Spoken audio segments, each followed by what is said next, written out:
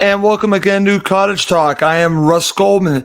This is my post-match reaction, my 5 takeaways from Fulham's draw against Sunderland. It was a 1-1 draw at Craven Cottage, and I'm going to share the 5 takeaways I'm coming out of it. Do want to mention, if you haven't watched or listened already, please do check out the post-match reaction that we did yesterday with Steve Reynolds and the Fulham Shadow, Emilio Dino. We did 3 up and 3 down with them. That's going to be interesting for you to check out. And this is going to be a little bit different. This is my perspective.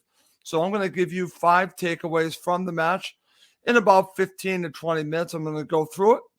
Always want to mention, please do subscribe on YouTube and Apple Podcasts. It does help other Fulham supporters find us. We are getting people on a regular basis that are subscribing to the YouTube channel. So we really do appreciate that. Thank you very much for subscribing on YouTube. Also want to mention, if you're on Twitter and on social media, you're probably seeing a good amount of transfer speculation. It's really starting to turn up. So we're going to have 2 more transfer shows. We're going to have one Monday, and then, of course, on Tuesday as well, 2 transfer shows to the end of the window. So we're going to get you right up to the end of the window with 2 more transfer shows. And hopefully we're going to have some good news with some signings for Fulham. Maybe we have a player or 2 going out as well. So we have a good amount coming up on Cottage Talk in the next couple of days. But let's not waste any time. Let's go through my 5 takeaways from this 1-1 draw. Let's start with number 5. And unfortunately, we have to talk about Layvin Kurzawa, because I'm now convinced that Kurzawa, now we can make the argument we still need more match time from him, but every time I've watched him, I've seen a significant drop-off from Anthony Robinson. If you disagree with me, let me know. But his crossing ability, his passing in general is pretty good. Nothing wrong with it. But his lack of pace compared to Robinson, and basically his ability to get back when you need him back, he needs to be a left back first, has caused problems. It's caused problems in this last match because, to the credit, and I'll be talking about this coming up, Sunderland, they took advantage of Fulham's weakness here, down Fulham's left-hand side. They knew where to go, and they attacked at Kurzawa. So I just want to mention that because, again, I was very hard on Anthony Robinson last season, and he's proven me wrong time and time again. Anthony Robinson is a starting left back in the Premier League, and let's just say Fulham are fortunate to have him. And I think now I'm seeing why they're fortunate, because Kurzawa was just not at his level. He just isn't. So when Fulham have to use a backup, this is where things get a little bit tricky. The guys were talking about this on the last episode. The lack of depth, it does show itself. Fulham starting 11, maybe 4 or 5 players beyond that are fairly strong. But when you go beyond that, when you have to have a replacement like Kurzawa, I think that has been a problem. On the other side, we don't have a real replacement. We have to bring in Kevin and Babu, and we're not doing that. And we have to play Bobby Decordova-Reid. So the lack of depth, I think, is showing itself a little bit with Fulham, but especially with Kurzawa. That's my number 5. Number 4 goes right with number 5. Sunderland exposed a few weaknesses with Fulham. One was down Fulham's left-hand side with Kurzawa. They just kept attacking, and they knew where they were going. That this is a game plan from Tony Mowbray. He knew the weakness that Fulham had there, and he went right after it. Kudos to him and the players, because they went after that weakness hard. And for them, at the very end of the match, they actually had a goal that was called offside. It was offside, but they attacked down that area to set up what they thought might have been a winning goal. It wasn't a winning goal, but you know what? They kept going after Kurzawa on that left-hand side of Fulham, and it was very effective, and that really just showed one weakness of Fulham. Another one has to be with when Fulham play against teams that, I would say in this case, young and hungry, that really go after Fulham, they do tend to struggle a little bit with that pace, with that aggressiveness. And I think this is something that Marco Silva is going to need to look at in the players as well. When they deal with teams that press them, they still seem to struggle, and teams that really just take advantage of Fulham's weakness on the counter. They have to be ready for players with pace. And it just seems time and time again, teams are taking advantage of Fulham's weaknesses. And I can say right now, I think Fulham can be exposed on a counter, and I think they can be exposed when teams press them. Along with that, the situation with Kurzawa was an issue in this match. So kudos to Sunderland for taking advantage of some weaknesses with Fulham. Number 3, and these are both positives. So now we're going to turn to some positives here.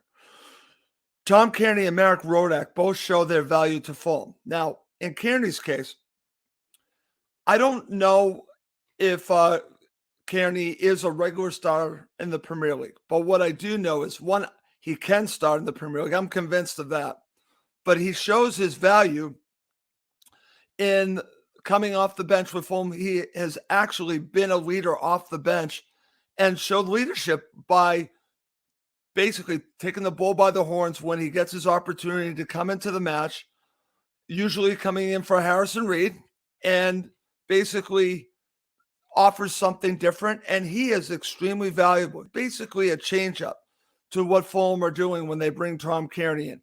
Very valuable. But even in this match, he shows his quality. He absolutely shows his quality and his value to Fulham Football Club. Fulham are lucky to still have Tom Kearney, and honestly, the fact that he has taken on this, I guess you could say, reduced role and ran with it has been a huge plus for himself and, more importantly, overall for Fulham Football Club. Tom Kearney has been an asset for Fulham this season, and he showed it again in this match. Another player we talked about on the last episode, Marek Rodak, has really proved himself to be a more than capable backup. And I would say this right now, Bernd Leno is going to be the starter and should be the starter for Fulham Football Club. But if you needed someone to be the backup, Marek Rodak is definitely a backup. He's proven himself. If you needed him to start, I think he could start. So Marek Rodak, again, shows his worth. It is in this game. He is playing in these cup matches, but it also shows you that Fulham are in good hands. If for some reason Bernd Leno can't play, Marek Rodak certainly can play and deserves to be the backup. We'll see what happens next season. But I'm very happy with both of these players. I think this is a very positive takeaway to come out of this, is the play of these two players.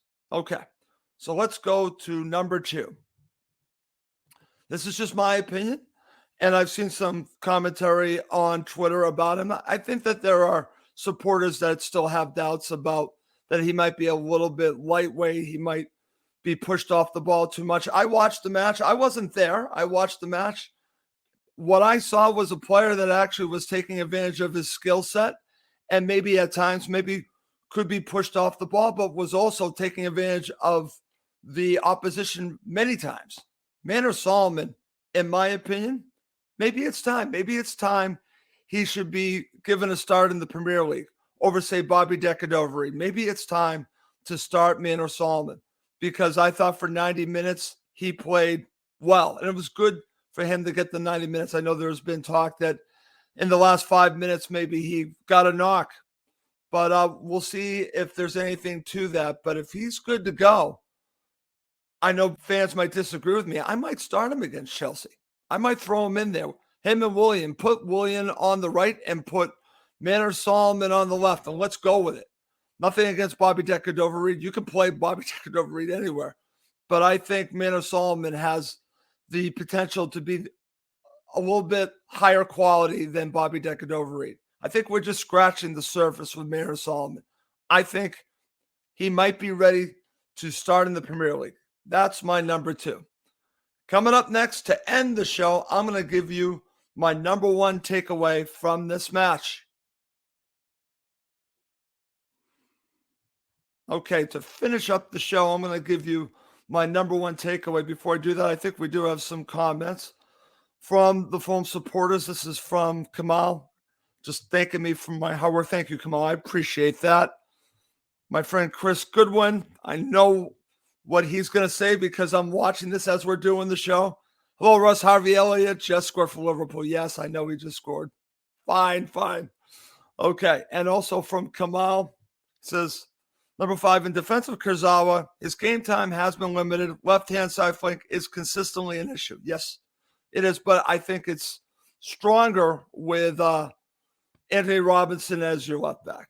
Let's see. And then Kamal says, number 4, do you think our team needs to get younger? Does its energy need to be refreshed?